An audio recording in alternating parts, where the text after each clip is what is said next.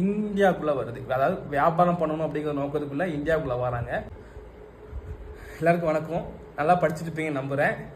இந்த புக்குக்குள்ளே போகிற முன்னாடி இந்தியன் பாலிட்டி, இந்தியன் அரசியலமைப்பு எப்படி கொண்டு வந்தாங்க, அதோட பேக்ரவுண்ட் பார்த்துப்போம். இது எல்லாம் ஆரம்பிக்குன்னா ஆங்கிலேயர்களோட ஆட்சியிலேருந்து தான். அதாவது ஸ்டார்டிங் 1600களில் லண்டனில் ஈஸ்ட் இந்தியா கம்பெனியை உருவாக்குறதுக்கப்புறம் 1608 ஈஸ்ட் இந்தியா கம்பெனி இந்தியாவுக்குள்ளே வருது. அதாவது வியாபாரம் பண்ணணும் அப்படிங்கிற நோக்கத்துக்குள்ளே இந்தியாவுக்குள்ளே வராங்க.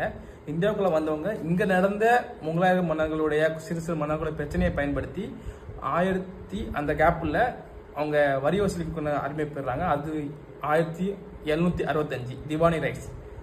அதாவது வணிகம் பண்ண வந்தவன் அதுக்கான வரியும் வசூலிக்கூடிய உரிமையை பெற்றுக்கான். அதுக்கப்புறம் அவங்க வரியை பெறாங்களா, அவங்களுக்கு ஒரு பாதுகாப்பு தேவைப்படுது அப்படிங்கிறதுக்காக இந்திய சிப்பாய்களை ஆங்கிலம் வேலைக்கு வச்சுக்கிறாங்க. அவங்க வேலைக்கு வச்ச அந்த சிப்பாய்களுக்கு இடையில 1857 ஒரு பிரச்சனை வருது. அதுதான் சிப்பாய் கழகம். இந்த சிப்பாய் காலத்தை பற்றி நம்ம டீட்டெயிலாக படித்தா ஹிஸ்ட்ரியில் நிறைய படிக்கலாம். அது செம்மையாக இன்ட்ரெஸ்டிங்காக இருக்கும். நம்ம பின்னாடி படிச்சுக்கலாம்.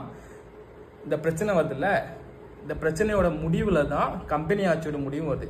இந்த கம்பெனி ஆட்சி 1608 இருந்து 1757 வரைக்கும் இந்த கம்பெனி ஆட்சி நடக்கும்.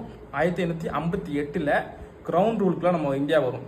58 இருந்து 1947 வரைக்கும் கிரவுன் ரூலுக்குலாம் நம்ம ஆட்சி பண்ணுவோம். இந்த கிரவுன் ரூல் ஆட்சி எப்படி முடிஞ்சது அப்படிங்கிறத நம்ம நாளைக்கு டீட்டெயிலாக பார்க்கலாம்.